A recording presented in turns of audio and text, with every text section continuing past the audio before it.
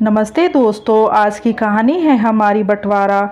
बलदेव सिंह एक अच्छे किसान थे। उनकी सूझबूझ और चतुराई के चर्चे सारे गांव में रहते थे। धर्मपत्नी रत्ना देवी भी मिलनसार थी एवं कुशल गृहिणी थी। बड़े बेटे राजकुमार एवं कुसुम की शादी हो गई थी। बलदेव जी नाती पोते वाले हो गए थे। छोटे बेटे अजब सिंह की शादी होनी थी। पढ़ा लिखा था, नौकरी के लिए प्रयासरत था, लेकिन कहीं नौकरी नहीं मिल रही थी। गांव में ही एक छोटी सी किराना दुकान खोली थी। 8वीं तक के बच्चों को पढ़ा लिया करता था, आय हो जाती थी। बड़े भाई खेती करते थे, पिता बुजुर्ग हो चले थे, सो काम में कम ही हाथ बटा पाते थे। सब कुछ अच्छा चल रहा था। अजब पढ़ा लिखा था, पढ़ी लिखी बहू की तलाश हो रही थी। आखिर पास ही के गांव में रजनी नाम की युवती से अजब की शादी हो गई। घर में खुशियां का माहौल था। बच्चों को चाची मिल गई थी। देवरानी जिठानी घर का काम कर लेती थी, सो रत्ना को भी राहत मिल गई। सब खुशी खुशी रह रहे थे। बैसाख का महीना था, फसल अच्छी हुई थी। राजकुमार फसल बेचने शहर जा रहे थे। रत्ना ने कहा, बेटा बच्चों को कुछ कपड़े लेते आना और बड़ी बहू का मंगलसूत्र भी टूट रहा है, कुछ पैसे मिलाकर नया लेते आना। राजकुमार ने हामी भर शहर चले गए। दिन भर सारे काम निपटा कर घर आए। बच्चों के लिए कपड़े मिठाई दी। बच्चे बहुत खुश थे। चाची को दिखाया। चाची ने कहा, बहुत सुंदर। हाँ चाची, माँ के लिए पापा मंगलसूत्र भी लाए हैं। तब तक मीना भी पहुँच गई। माँ, हमने तो पहले ही चाची को बता दिया था। मंगलसूत्र देख रजनी ने खुश होने का विनय तो किया, लेकिन मन ही मन कुढ़ गई। बहुत अच्छा दीदी। रात को अजब दुकान बंद करके घर लौटा था। रजनी का उतरा हुआ चेहरा देखकर पूछ बैठा, आज कुछ नाराज सी लग रही हो, क्या बात है? रजनी, कुछ नहीं, तुम्हें तो दीन दुनिया की कोई खबर है ही नहीं। अजब क्या बात है?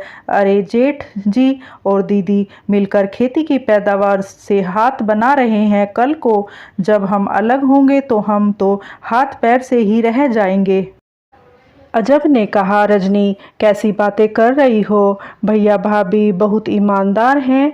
बड़े परेशानियों से माँ पिताजी के साथ घर बनाया है। रजनी बोली, तुम्हें तो कुछ समझ में नहीं आता है, पर तुम सुन लो, अब बंटवारा करवा लो। अब मैं इनके साथ नहीं रह सकती। बच्चों के लिए कपड़े आए, जेठानी को नया मंगलसूत्र, मुझे क्या? रजनी, तुम्हें तो अभी अभी शादी में नए जेवर बने हैं, कपड़े भी ढेर सारे हैं, फिर ये कैसी नाराज़गी है?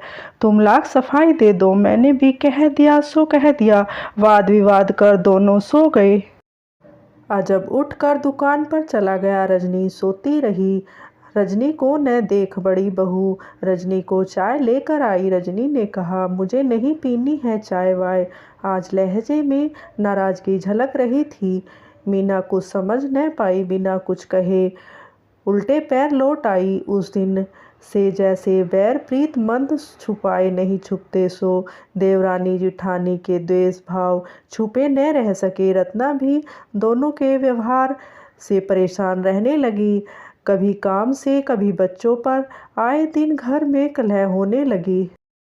औरतों की रोज रोज की शिकायतें, द्वेष के कारण भाइयों में भी दूरियां बढ़ने लगी। जो घर सूझबूझ एवं चतुराई के लिए जाना जाता था, अब महाभारत का मैदान बनते जा रहा था। बलदेव सिंह रत्ना बहुत परेशान हो गए। रोज रोज की लड़ाई, घर की बदनामी से दोनों ने एक दिन तय किया कि बंटवारा कर दिया जाए। दूसरे दिन बलदेव सिंह रत्ना ने दोनों बहू बेटों को बुलाया। किस्मत से कुसुम बेटी भी आई हुई थी। सब बैठे थे। बलदेव सिंह बोले, ठीक है बेटा, अब तक अच्छी चली, आगे भी परिवार में सब कुछ अच्छा चले, सो बंटवारा कर लो। मेरे पास जो जमीन है, घर है, सो आधा आधा बांट लो। जमा पूंजी कुछ है नहीं, अपना अपना कमाओ और खाओ। दोनों ने सहमति दी। रजनी बोली, बंटवारा अभी पूरा नहीं हुआ है। कुसुम बोली, भाभी अब क्या बचा है? माँ बाबूजी को कौन रखेगा, यह भी निश्चित हो जाना चाहिए।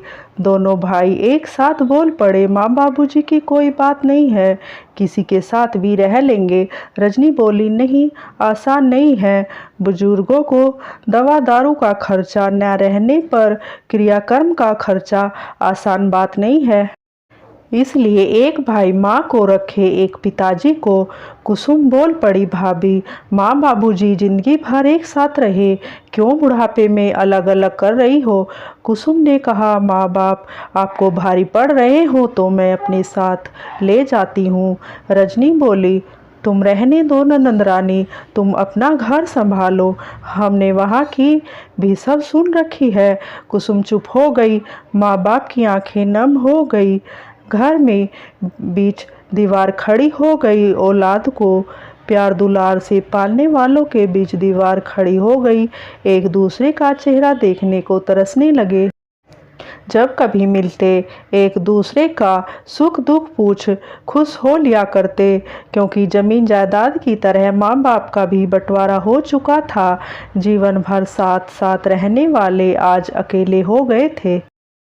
दोस्तों, अगर कहानी अच्छी लगी है तो लाइक करना और हमारे चैनल को सब्सक्राइब करना। धन्यवाद।